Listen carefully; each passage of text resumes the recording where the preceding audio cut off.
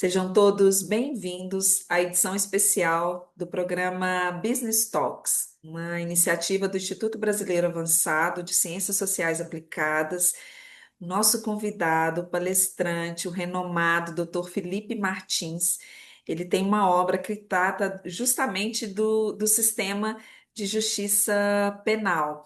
Então, para os nossos debates nesta live, eu agradeço inicialmente a sua disponibilidade. Eu considero como um amigo e irmão, professor Felipe Martins. Eu sei que a sua rotina é muito intensa, então muito obrigada pelo seu tempo e por colaborar com essa iniciativa como fim social da nossa carreira, que é o programa Business Talks.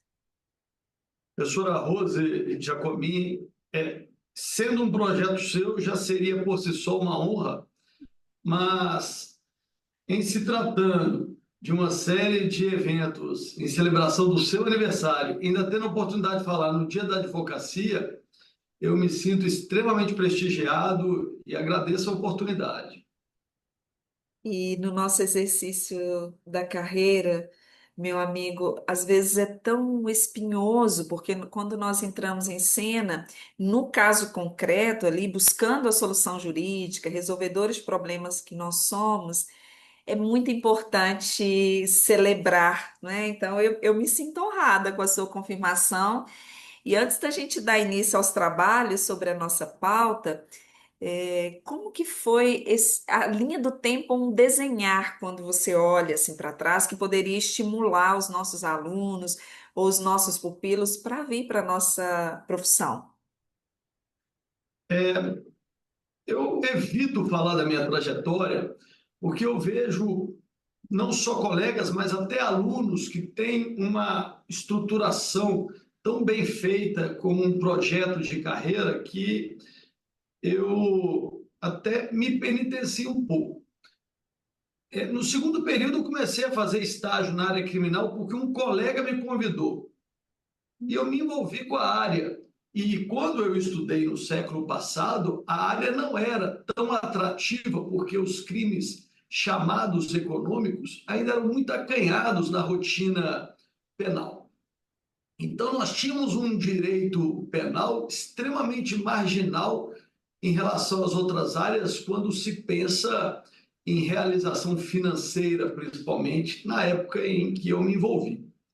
E, concomitantemente, foram surgindo oportunidades de atividades acadêmicas, de pesquisa também na área do processo penal. E de lá para cá, eu só fui verticalizando o que surgiu de maneira muito pouco planejada na minha vida. E felizmente eu sou muito realizado hoje na minha atividade de docência e de advocacia. Então, não tenho ali uma história em que eu possa colocar tantos méritos, senão eu ter me entregado ali de uma forma muito leve, tanto às oportunidades quanto a me ouvir em relação àquilo que de fato me dá retorno. Porque o que eu posso dar, se é que eu posso dar algum conselho para colegas mais jovens ou aqueles que estão buscando ainda se encontrar profissionalmente, é que nós temos que tomar um cuidado para não cair nas armadilhas de eventuais facilidades ou buscar ali uma estabilidade ou um conforto e muitas vezes deixando de nos ouvir. E as dificuldades ocorrerão independente da carreira que se escolha. A nossa área, ela é necessariamente uma área que tem ali o seu peso na rotina. E para nós conseguirmos superar esses entraves muito próprios da nossa área, que além de quaisquer profissões, tem dificuldades próprias em relação ao peso do que se discute, o fato de nós termos a energia de vidas estarem nas nossas mãos, do ponto de vista patrimonial, do ponto de vista da liberdade e vários outros bens relevantes, para nós termos a condição de superar esses entraves, essas dificuldades, é importante que nós estejamos muito realizados profissionalmente, o que não se confunde com outras realizações, como a financeira. Então, é importante tentar nos ouvir. E muitas vezes a voz que vem é uma voz que nos aconselha para algo que pode parecer não conveniente, mas tente ouvir, porque é isso em regra, é o que vai nos conduzir a uma vida em que nós seremos realizados. Eu compartilho muito o seu entendimento. E nós não temos na nossa área jurídica, ali, quando se forma um bacharel em direito, depois ele é aprovado na OAB, as sociedades, se ele não tem uma trajetória em relação ao legado familiar, as sociedades de advogados, elas costumam ser formatadas ali na graduação por afinidade e automaticamente eles entram em cena. Mas tem um rótulo, talvez, da ansiedade em ter um retorno financeiro muito rápido e de profissionais que se frustram ao longo do caminho. Eu gostei muito, eu faço coro que você deu como um parecer tão generoso, mas eu passo até pincel fluorescente, que essa realização profissional, ela tem que vir no primeiro plano, que consequentemente ali a realização depois financeira, e não ter esse atropelo, né, desse caminho inverso, muita sabedoria. Meu amigo, muito obrigada, então, hoje em celebração, em comemoração, dia 11 de agosto, eu abro os trabalhos, estendo o tapete vermelho na nossa pauta e, ao mesmo tempo, na nossa mesa virtual, para você contar um pouco da temática do seu livro sobre o sistema de justiça penal. É, Ao falar de processo penal, eu gostaria de iniciar mencionando dois autores consagrados, que é o professor James Goldschmidt, que, não obstante ele seja mais reconhecido no processo civil, é também uma forte referência no processo penal. Professor Goldschmidt, que é o autor da teoria da situação jurídica, ele chamava o processo de termômetro do modelo de Estado. E o professor Klaus Roxin, infelizmente recém-falecido, penalista alemão, que se referenciava ao processo penal como sismógrafo do modelo de Estado. Eu peço todas as vênias para ter ali a ousadia de usar dos dois professores para tentar enxergar um pouquinho além. Quando eles colocam termômetro e sismógrafo, eles são muito felizes, porque eles permitem um raciocínio, nos induzem a um raciocínio metonímico de que nós podemos compreender o estado em que estamos a partir do processo penal que se desenvolve. Se o processo penal mitiga liberdades, ele ultrapassa parâmetros legais, ele não respeita os direitos do acusado, há uma tendência de se estar no estado de matiz não democrática. E, igualmente, quando se está diante de um Estado no qual as garantias do processo penal são respeitadas, temos limites bem estabelecidos para a intervenção do Estado nas liberdades, há ali um vetor de um Estado com tendência democrática. Mas quando eu disse que eu pediria a vênia para ter a ousadia de usar os professores para tentar subir neles, para poder enxergar um pouco mais longe, eu tenho dito que o processo penal, mais do que termômetro e sismógrafo, ele é o indutor do modelo de Estado. E por que podemos afirmar? E eu gostaria que fosse essa a premissa a partir da qual eu vou desenvolver a minha fala. Você nunca verá um ditador, ao se declarar para o público, ao prestar os seus discursos, ele confessar que oprime. Ao contrário, os discursos são extremamente sedutores, são discursos populistas, em que a tendência é uma tendência da maioria aplaudir, se não quase a unanimidade.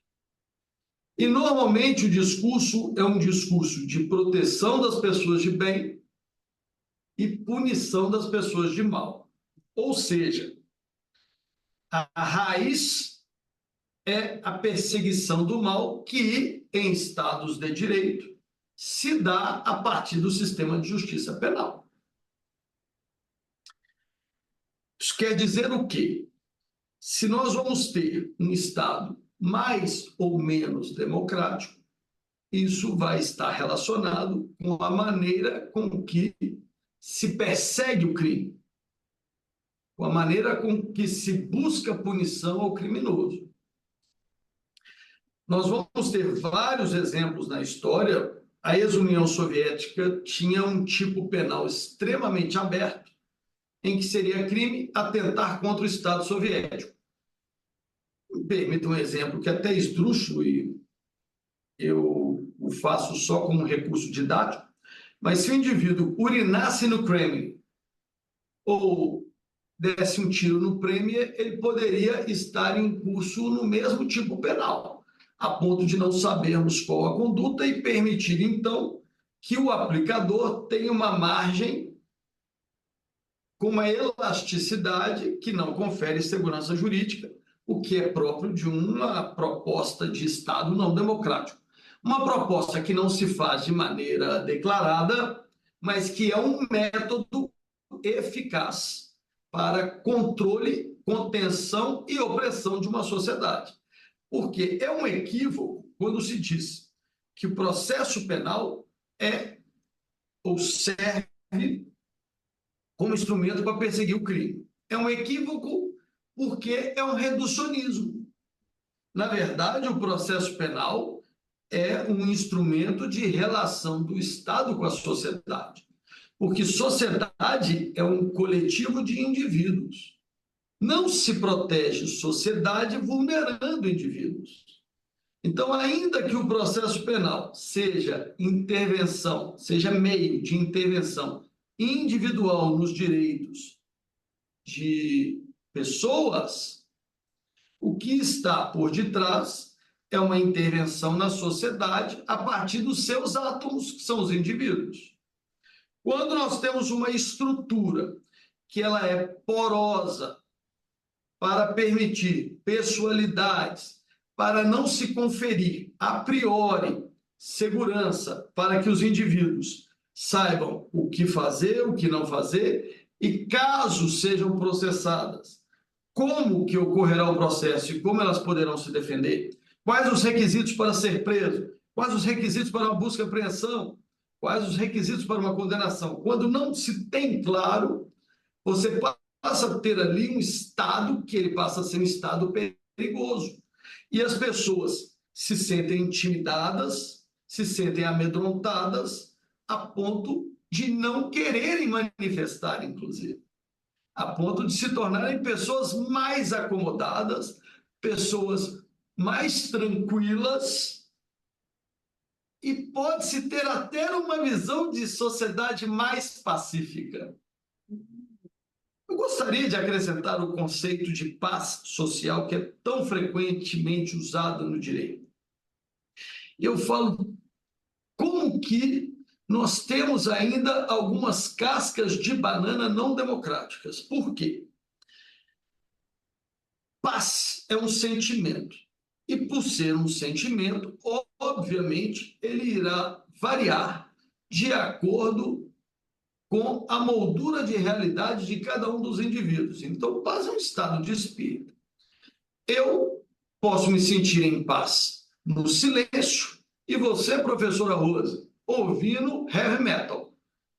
Então, para você, a paz é barulhenta e para mim é silenciosa. Somente podemos usar paz social no singular se nós tivermos uma pessoa definindo o que ela é. Porque numa democracia plural, heterônoma, o que nós vamos ter é o conflito em função da dissonância na visão do que é paz. Então, a democracia é essencialmente um regime muito conflituoso. Na Copa do Mundo, em que a Coreia do Norte ela fez um jogo, uma participação, me chamou muita atenção a torcida, porque a torcida usava a mesma roupa, o corte de cabelo muito parecido com o do ditador da Coreia do Norte e batiam palma na mesma frequência. Era a única manifestação, era a batida de palma. Aquilo ali me transmitiu paz, me transmitiu harmonia. Por quê? Porque uma pessoa definiu o que vestir, como cortar cabelo e como bater palma. Hoje, a França não é mais aquela influência quase única que nós tínhamos no direito público brasileiro. Mas ainda é, ainda que historicamente, a grande referência de democracia para nós. E me impressiona como que no Brasil nós temos um preconceito discriminatório com autotutela,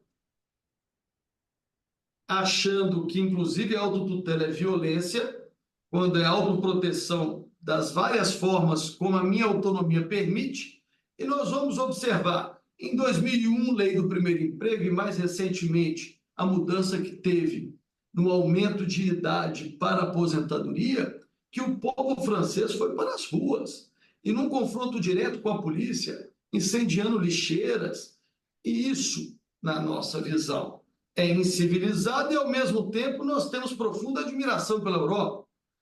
Ao mesmo tempo, nós reverenciamos a democracia francesa. Então, nós temos uma dificuldade, que é fruto da nossa cultura, e eu não quero misturar com o tema, mas que comunica com o direito penal e o processo penal, ou seja, comunica com o sistema de justiça penal. Porque quanto mais controle penal nós temos, menos liberdade as pessoas vão poder usufruir. E vamos estar diante de uma situação dicotômica. Direito penal previne, protege, pune. Sim. Qual é o preço que se paga? Quanto mais incremento do direito penal na rotina de uma sociedade, menos liberdades haverá. Exemplo, e exemplo mais uma vez, o exemplo didático, ou seja, caminhando para o absurdo. Se nós colocarmos um toque de recolher, nós teremos uma redução de crimes na rua à noite. Se nós proibirmos a ingestão de bebida para todas as pessoas, bebida alcoólica, nós reduziremos os crimes sob influência de álcool. Então, veja, quanto mais nós inibirmos liberdades, mais nós iremos conter violências. Qual que é o grande desafio? E por isso a importância dos direitos humanos pautados pelo princípio do não retrocesso. Qual que é o grande desafio? Coibir as violências com o mínimo de intervenção nas liberdades. Esse é o desafio. Eu coibir o crime com a máxima intervenção nas liberdades não é mérito nenhum. É claro que eu vou conseguir alguns, porque quando falo desse tema, me lembro de um filme que já está ficando um filme antigo, que é o Minority Report, quando eles criaram uma estrutura em que, quando o indivíduo pensava em cometer o crime, ele já era preso. Então, isso evitava a violência. A falha é que sempre tinha alguém ali com o comando do joystick. Tem sempre alguém por detrás. Então, a estrutura, sempre com digital humana, nunca será perfeita. Mas, verdadeiramente, houve uma redução dos índices de violência. A que preço? Ao preço de se patrulhar até sentimentos e pensamentos. Então, nós estamos sempre diante dessa situação. Liberdade e intervenção estatal pelas mãos do penal. É uma ingenuidade depositarmos um excesso de expectativa na esfera criminal. Por quê? Porque ela pressupõe o crime para intervir. Então, ela acaba sendo uma confissão de falência sistêmica, sejam estatais e não estatais. Estrutura familiar falhou na contenção do ato de violência. Educação falhou. Mecanismos oficiais, na esfera civil, administrativa e tantos outros, falharam. Chega-se no que se cunhou chamar de última ratio. E a última ratio, por quê? Porque ela vem para intervir punindo quem já praticou. O direito penal não ressarce, ele vinga. Em que sentido ele não ressarce? O indivíduo que foi morto não terá restituição da vida. O indivíduo que foi lesado na sua integridade física não terá restabelecida a lesão. O que se faz é impor a vingança pública. E quando algumas pessoas dizem, mas então o direito penal deve acabar, naquela utopia mais abstrata, que quase pode ser ilustrada pela música Imagine, de John Lennon, talvez possa ser um alvo. Mas, de maneira muito objetiva, não devemos nem gastar nossa energia pensando no fim do direito penal. Por quê? O direito penal ele surge de maneira muito positiva para deslegitimar a vingança privada. E a vingança privada ela é muito pior do que a vingança pública, porque ela é desorganizada. Então, eu bato no seu carro, professora Rose, e falo assim, professora Rose é muito brava, ela vai acabar me matando por ter batido no carro dela. Acho melhor matá-la antes que ela me mate. Eu vou assim, não, e a família toda é brava, vou matar todo mundo. Então, você passa a ter um comprometimento da organização social. Quando o Estado assume o monopólio da vingança, ele passa a tornar mais previsível e segura, e com isso ele faculta um ambiente mais propício para o incremento das relações sociais. Então, o direito penal ele tem de ser mantido, mas ele tem de ser mantido dentro daquele espaço mínimo em que ele é necessário, ou seja, quando nós não conseguimos intervir para coibir os ilícitos, as violências, de outras formas. Então, veja, a Europa proibiu a circulação, na verdade, proibiu a impressão e deu um prazo para proibir a circulação da nota de 500 euros, que eu só descobri a existência com a notícia desse fato. É algo muito restrito, né? Ainda mais com um euro com a cotação tão desfavorável para nós brasileiros atualmente. Por que eles proíbem a circulação da nota de 500 euros? Porque ela facilita a prática de crimes de lavagem e a circulação de dinheiro ilícito, de origem ilícita. Isso não tem impacto nas liberdades. Então você passa a ter um compromisso, isso é muito positivo. Muitas vezes, algumas pessoas perguntam para mim, então qual o caminho para acabar com a violência? Olha, eu tenho uma área restrita dentro do direito, e o próprio direito tem restrições metodológicas severas, como a vinculação à legalidade. O compromisso de se coibir violência é um compromisso de todas as áreas do saber. Sim, sim. Cultura, esporte, educação, tecnologia, todos, dentro da sua expertise, têm de estar imbuídos. Então, se você tem iluminação pública de qualidade, você tende a inibir alguns crimes. Policiamento ostensivo, o pleno emprego, se você tem políticas públicas de inclusão adequadas, se você tem mecanismos de controle de compliance, se você tem uma estrutura administrativa que ela é pouco engessada, isso inibe corrupção. Então, os saberes todos têm de estar imbuídos e não se atribuir, como se percebe muito presente nos discursos de estados não democráticos, que o combate à violência, ao crime, ao injusto se dá pelo penal, porque isso quer dizer o quê?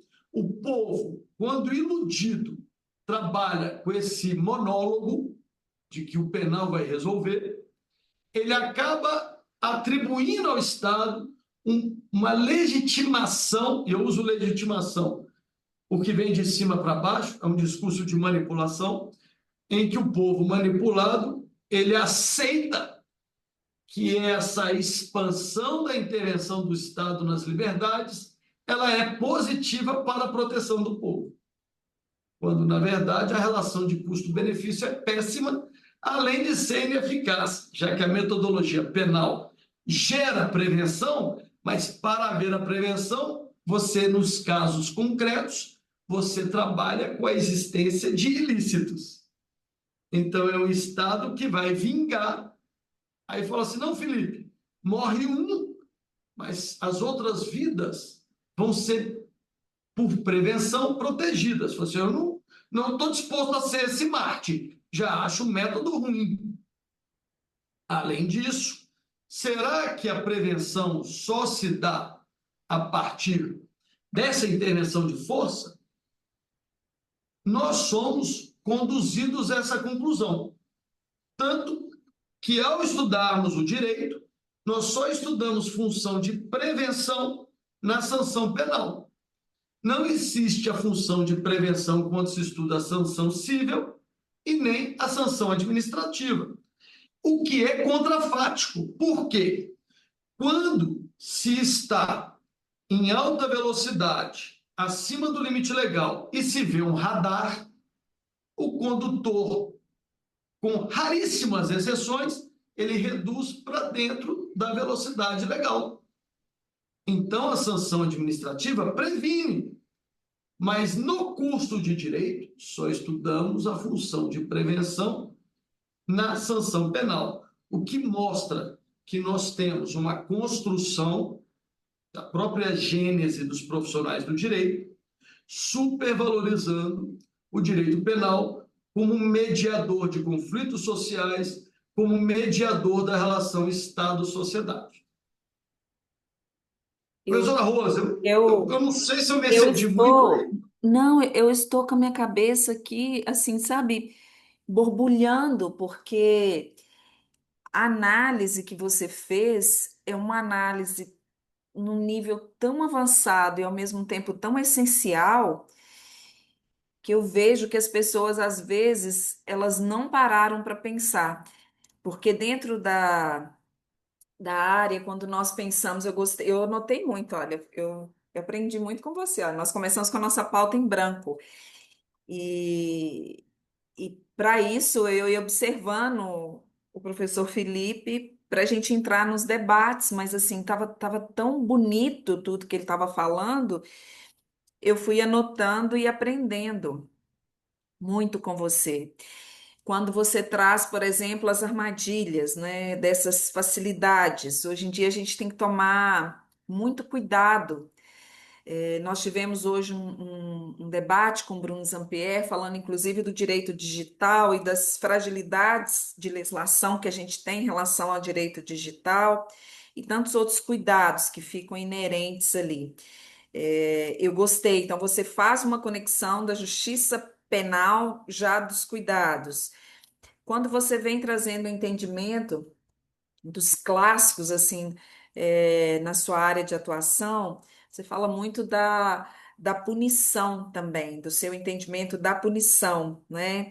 É, porque quando a sociedade busca, de uma sentença condenatória, ela quer uma punição, né? Então, a gente pensa até onde que é democrático. Então, a vítima, ela pensa em punição. Quando nós olhamos para o nosso sistema penitenciário brasileiro e ele está ali sem ter como absorver, às vezes, mais pessoas, fora a quantidade de mandado de prisão que ainda não foi cumprido, a gente verifica uma fragilidade muito grande.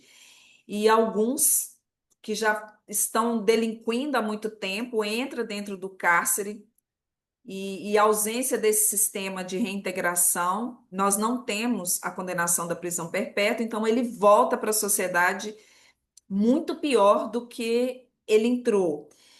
Então, quando a sociedade pensa, as pessoas do senso comum pensam que buscar essa punição do criminoso seria essa solução, e você traz esse contraponto do direito comparado, olha, não é todo esse peso, mesmo que o Estado busque para ele essa intervenção estatal, até onde vai a nossa liberdade? Por que que as pessoas não matam, por exemplo? Porque matar é crime, isso é fato notório, não é? Mas até onde tem que vir essa intervenção? Então, esses mecanismos que você trouxe de controle, de proibição da violência, essa reflexão em relação à própria liberdade, essa intervenção estatal, eu fiz uma conexão da autotutela. E a gente busca lá nos primórdios, até do próprio direito empresarial, onde o devedor, a dívida, quando ele não pagava, era assim uma barbárie. E como que nós estamos hoje com o nosso sistema jurídico, quando a gente olha para o direito empresarial e todas as nuances que a gente tem ali, às vezes, o credor de receber suas dívidas. Será que não seria esse retrocesso? Então, assim, por isso que eu te falei que a minha cabeça ficou borbulhando, e eu já deixo o convite para você voltar para a gente falar sobre esse tema encantador, belíssimo, que realmente ele é multidisciplinar, toda a área tem um pouco, né, da justiça penal e o compliance que eu tenho debruçado essa pauta durante a última década, como ele é precioso, assim. Eu só tenho que te agradecer e para suas considerações finais. Está vendo que eu não tenho debate, eu tenho uma série de interrogações que nem um café com prosa pertinho, grudadinho de você, eu vou conseguir ficar sem as minhas inquietudes. Então, eu espero que você aceite voltar para o programa Business Talks e assim das suas considerações finais, o que não pode faltar de estudos. Professora, é um prazer, só por ser um projeto seu e todas as circunstâncias que já na abertura eu mencionei, só reforçam assim a alegria de participar. Para encerrar, você tocou no crime de homicídio. Eu faço uma pergunta. Você mataria se deixasse de ser crime? E quando eu digo isso de uma maneira, quando a gente, de forma às vezes jocosa, a gente fala, mas você pegaria uma faca, enfiaria dentro de uma pessoa, você pegaria um revólver, apertaria e tiraria a vida? Eu tendo a arriscar a resposta de que a imensa maioria das pessoas não faria. E não faria por uma questão religiosa, ou por valores familiares, ou por aspectos de educação, o que é uma mostra de que não é o direito penal o principal ou o único fator que vai inibir violência. Ele precisa existir, como eu disse, com muita clareza, a vingança ser pública quando falham todos os mecanismos de prevenção é importante. É óbvio que algumas pessoas matariam se deixasse de ser crime, como matam sendo crime. Então, a violência ela é presente na sociedade, mas a reflexão e a pergunta, eu já sei a sua resposta até pela sua sensibilidade, pela sua forma de conduzir sua vida. A reflexão é só para as pessoas compreenderem justamente que o caminho que nós precisamos percorrer é um caminho que exige um esforço coletivo como sociedade para nós evoluirmos no sentido de melhorarmos a nossa cultura, porque valores se introjetam a partir de cultura e não de regra. Não adianta você colocar uma regra, isso não vai mudar a minha essência. A cultura é que gera democracia, a cultura é que gera respeito a direitos humanos. Então, um último ponto é só as pessoas terem um olhar crítico para que elas não sejam ingênuas de que o direito é que será o responsável pela transformação de uma sociedade. O direito ele precisa ser seguro. Então, o direito precisa, depois que as transformações vêm e se consolidam, o direito regula. mas não será ele responsável por forjar a democracia ou forjar respeito a direitos humanos e nem outro valor, por mais nobre que o direito seja. Tá bom, professora Rose? Muito obrigado, viu? Lindo, que é muito talentoso, é uma estrela. Que sorte a minha! Eu concordo plenamente com a sua visão final e com seu parecer. E muito notório saber jurídico. Muito obrigada, meu amigo e irmão. Foi lindo. Muito obrigada. Eu que agradeço.